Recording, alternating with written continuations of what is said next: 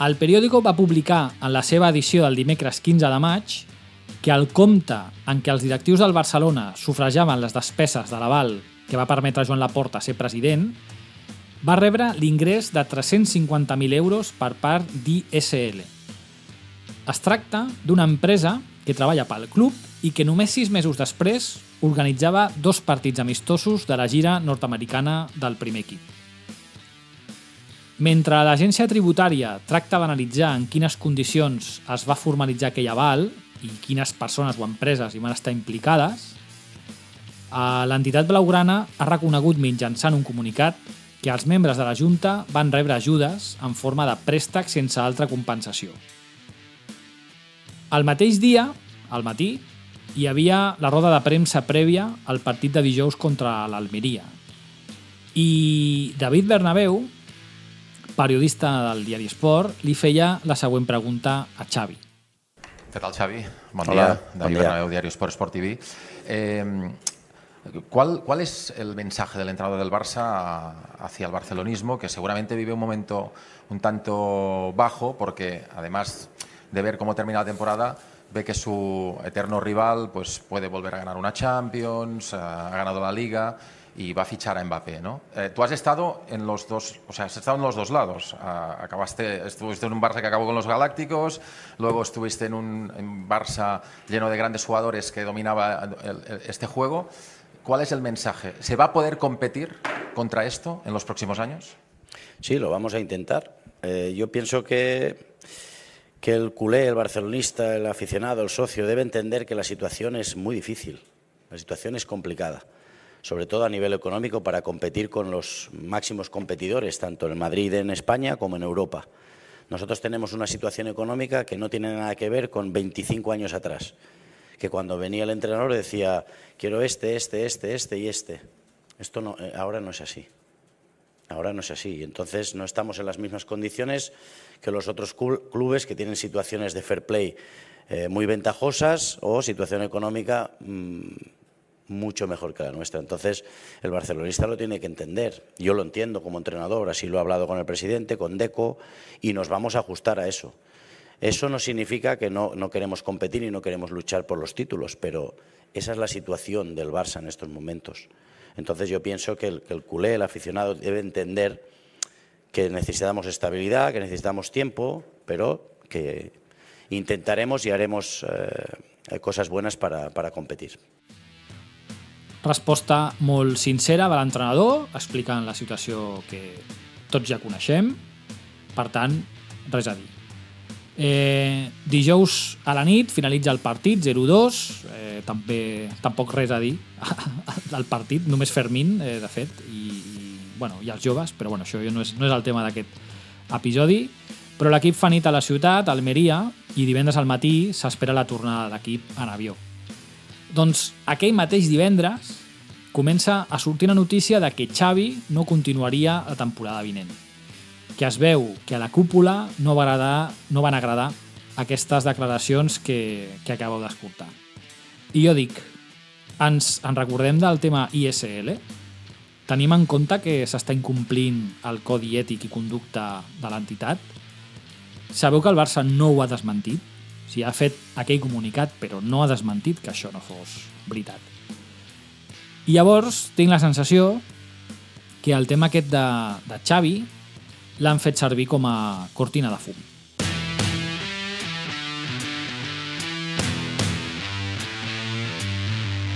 Benvingudes i benvinguts a Teràpia Culer, un podcast sobre el Barça i en català on fem teràpia socis, culers i simpatitzants.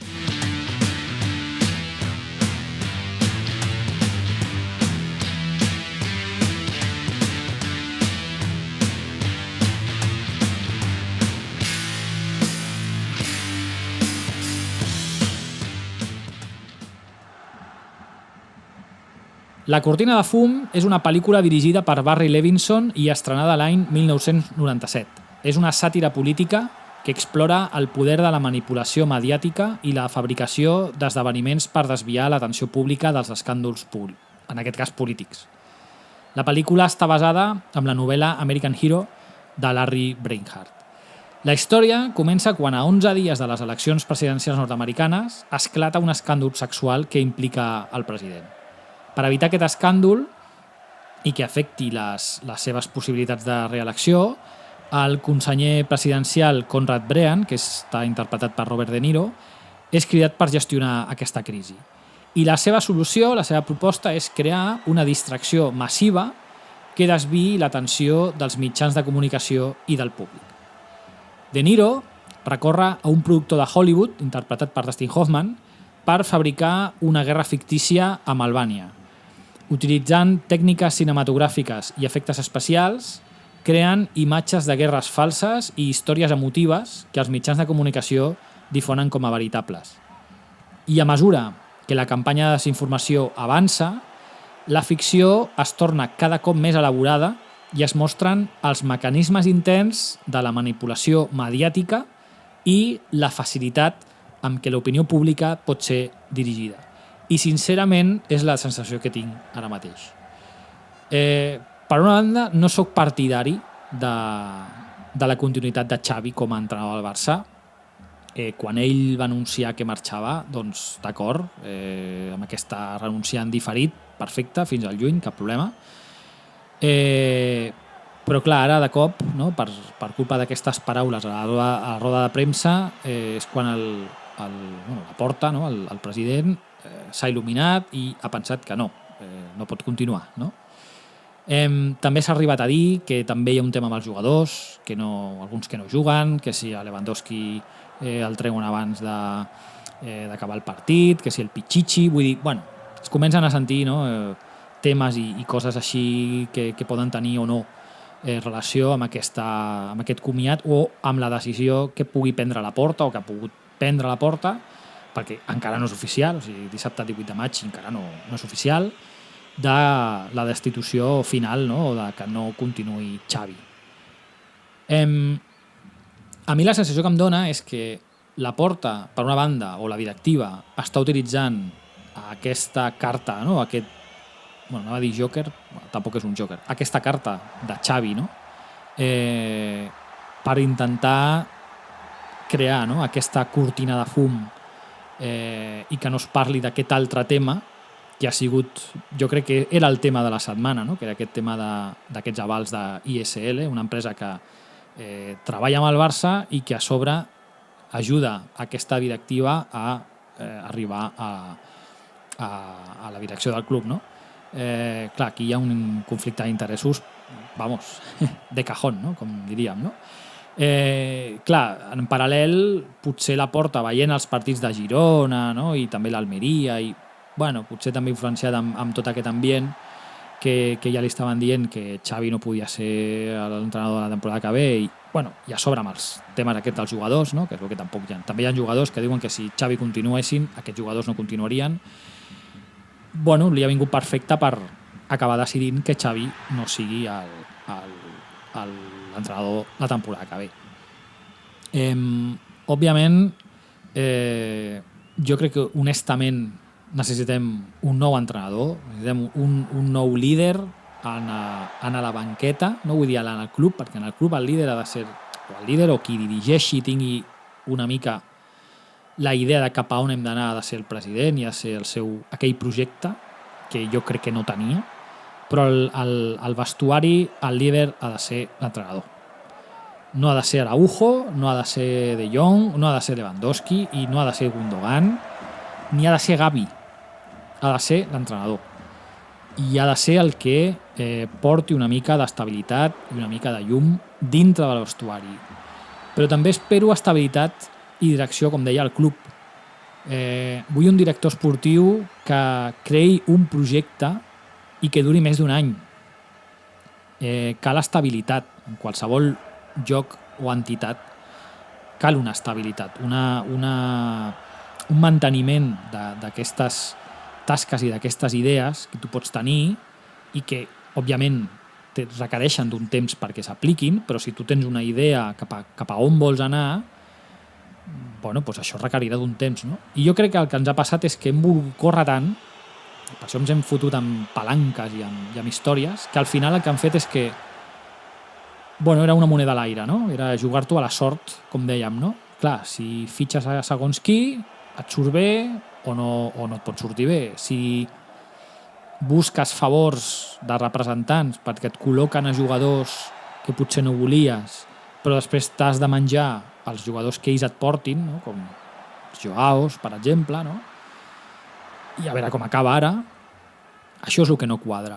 Estem veient que l'última mitja temporada, els que realment han mogut i han tirat de l'equip, o sigui, el revulsiu real de l'equip han sigut els joves. Per tant, aquí tens ja un exemple de que, hòstia, no et gastis tants calés amb jugadors que potser no acaben de sortir-te bé, tira de la cantera, que està fent una temporada boníssima en Márquez, i reforça aquella posició especialista, bueno, on necessites un especialista, no? Que en aquest cas seria el mig centre. Vale? I deixem de fer el que estem fent, que és el ridícul, com a club. Perquè si al gener Xavi deia que marxava, a l'abril ara diu que continua i un mes i mig després resulta que no continua, o sigui, això ni pels patrocinadors ni pels jugadors que vulguin o puguin arribar no és bo. Quin entrenador vindrà ara?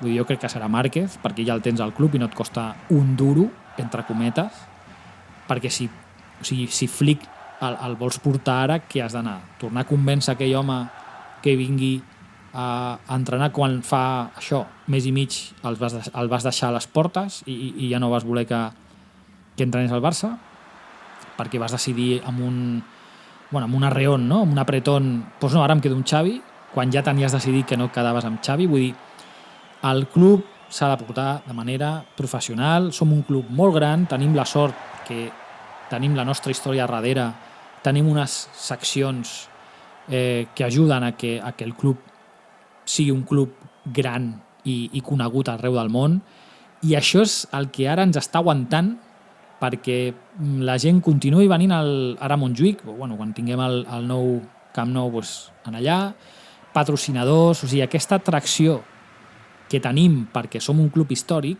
l'estarem perdent com seguim fent aquests episodis de sèrie o com l'altre dia sentíem el tema també de Xavi, de sainete, no? O sigui, sembla que sigui, bueno, no sé, un club de sisena categoria. A veure com acaba aquest tema, Xavi. Jo ja us dic, jo tant de bo marxi, però ja és que em sap greu fins i tot per ell. Perquè ara mateix avui, amb la roda de premsa prèvia al partit de demà contra el Cádiz, o sigui, és que el veus que l'estan utilitzant com això, com a cortina de fum, i que mentre estigui Xavi, la directiva sembla com que té allà com un escut, que no li arriben les crítiques i que sempre, bueno, el pot fer servir com a paret, no? Com a mur, per intentar apaivagar tots aquests altres marrons que van sortint en paral·lel, no? Com el d'ISL, de la cosa que no s'està parlant gens i que potser hauria d'haver sigut el tema de la setmana. Res més, culers. Recordeu que us podeu subscriure al podcast per ser notificats sobre nous episodis de l'actualitat bagurana i el món del Barça. Sent pit i collons, visca el Barça sempre, i a veure si d'una vegada, a veure si la temporada 24-25, que ja, diguéssim, més de mitja temporada la podrem jugar al nou Spotify Camp Nou, bueno, la cosa es comença a redreçar una miqueta. Vinga, gràcies a tots i fins una altra.